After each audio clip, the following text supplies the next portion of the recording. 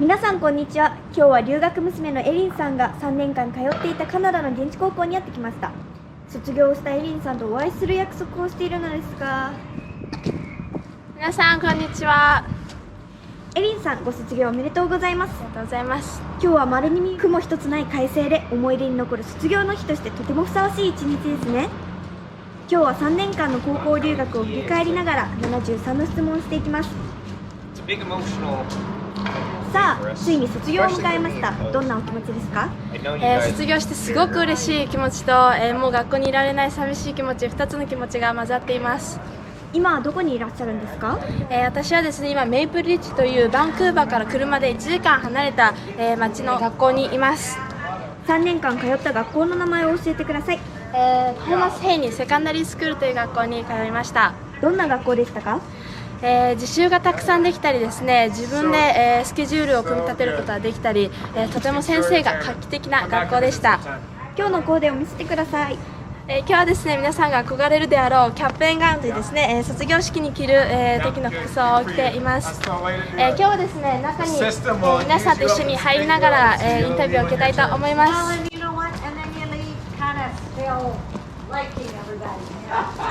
I don't think I'll make it to their house, or they won't be like it here. Nice to meet you finally in person. This is so lovely that you're in person. 意外と大きな建物ですね。何人くらいの生徒さんが在校しているんですか？ですね、1200人ぐらいの生徒がいるかなと思います。今日はあまり生徒さんの姿が見受けられませんが、休日なんですか？今日実はですね、夏休みが、始まって初日になるので、なかなか生徒がいないですね。そうなんですね。さて、ここからは3年前のお話を聞かせてください。初めてカナダの現地高校に登校した日はドキドキしていましたか？すっごく緊張してました。学校初日に英語は聞き取れましたか？全くですね、友達や先生何言ってるか分からずすごく、困っていました。英語が聞き取れるようになるまではどれくらいかかりましたか？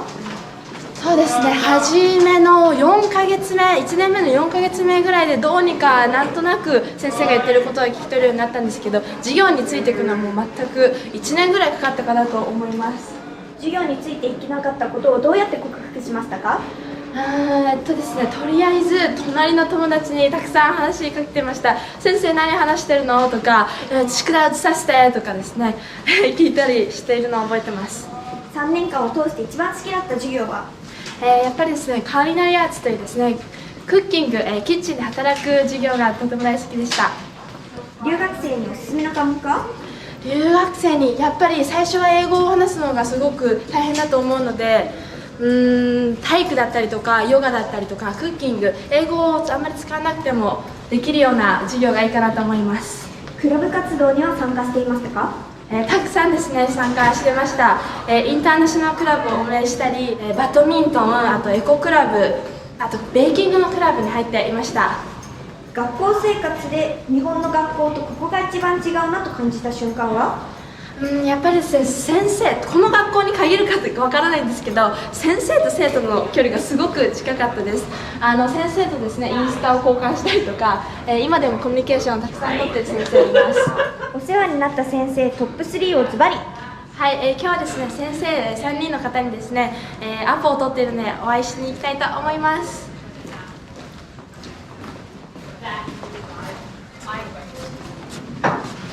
Hi, Mr. McAllister. Oh, hey, Aaron, how's it going? Good, how are you? I'm doing all right. I'm here for saying goodbye and thank you. Oh. This is a flower for you. Oh, thank you. That's so nice. Thank you so You're much. welcome. 彼はですね、私の ESL の先生になります。グレード10の時からですね、イングリッシュのグラマーを直してもらったりとか、インターナショナルクラブのですね、サポートもしていただきました。Thank you.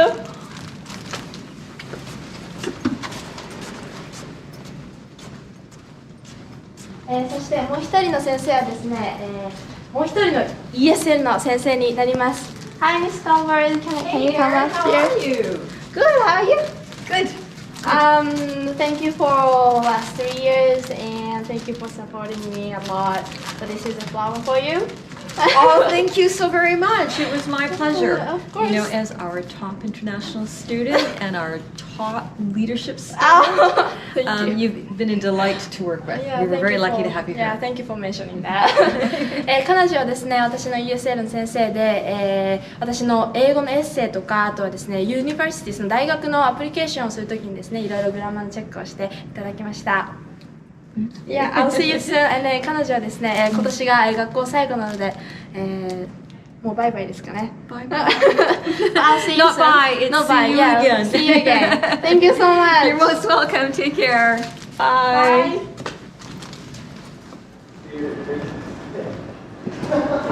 はい、そしてもう一人の先生はですね、キッチンに今いらっしゃいます。Hi, Chef. Hi, Aaron. How are you?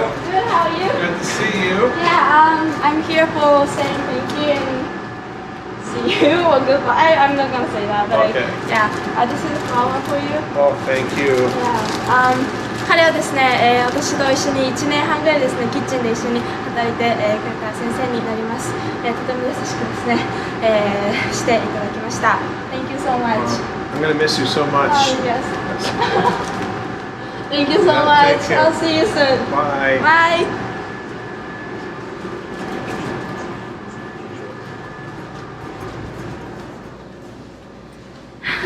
素敵な先生たちですね。はい。正直にこの学校で3年間過ごしたことを良かったと思っていますか？とても良かったと思っています。幸せな時間をですね過ごさせていただきました。学校のことはここまでにして学校外の話も聞いていきますね。ステイ先はホストファミリー、それとも寮生活？私はですねホームステイにお世話になりました。ホストファミリーを3年間変わらず同じところにいたんですか？そうですね3年間同じところにいました。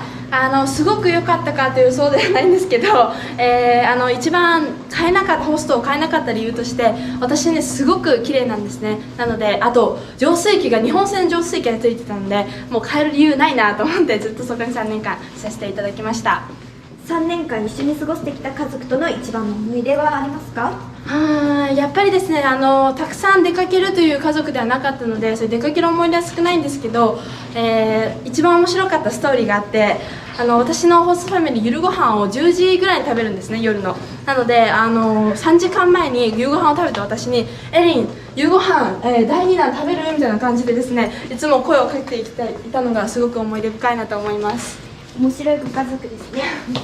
それでもこれは正直辛かったなと思うことはありますか？やっぱりですね炭水化物ご飯だったりとか小麦粉系をたくさん食べる家庭だったので野菜が少なくてすごく最初は苦労しました。基本的にはどんな食べ物を用意してくれるのですか？私のホストファミリーはですね、フィリピン系の家庭なのでフィリピンの、シニガンだったりとかあとはアドボとかですねあとはカナダの普通のですバーガーとかのピザとかの食べ物がありました。よくインターネットなどでホームステイには当たり外れがあると聞きますが、実際のところ当たり外れはあると思いますか？正直に言うとないとは言えないと思います。でもそれでもですねホームステイって自分の捉え方次第だと思うのでたくさん自分からコミュニケーションをしていけば大丈夫かなと思います。今後高校留学でホームステイをする子たちにアドバイスはありますか？言いたいことは2つだけあります。1つ目はですね、思ったことは言うということですね。あともう1つはホームステイにあまり期待をしないことが一番だと思います。留学をするとホームシックになることが多いと聞きます。はい、実際私もなりました。エリンさんはホームシックになったことはありますか？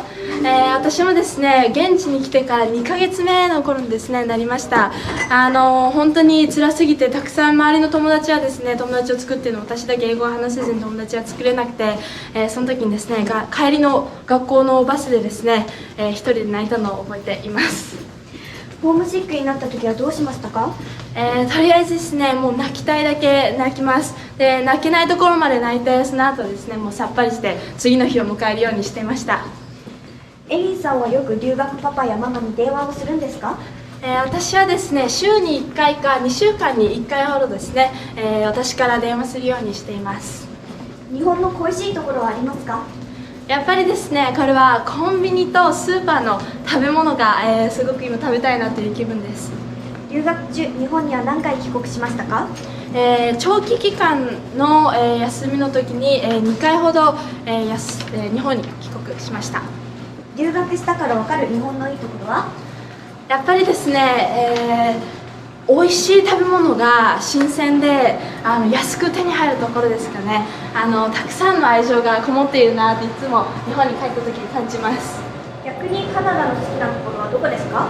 やっぱりですね、いろんな国の食べ物が本格的な食べ物が食べられるところですかね。おすすめのレストランはありますか？おすすめのレストランは一つ、ご飯系はコキットラムにあるシオというですね、韓国日本食系の、レストランがすごく好きです。バンクーバー周辺はレインクーバーと呼ばれるほど雨がたくさん降りますが、実際年間で何日くらい降っているんですか？ほとんど冬の期間はずっと降っているので半年以上降ってるんじゃないかなと思います。でもですね、日本とは違って一日中雨が降っているってことはないので、降ったりやんだりを繰り返しているのが、続く感じですかね。雨のせいで鬱になったりはしましたか？これはですね、私留学前になるかなと思ってたんですけど、意外とならなかったです。雨が降ったらまた雨かみたいな気分になるだけでした。鬱にならないエリンさん流の方法はありますか？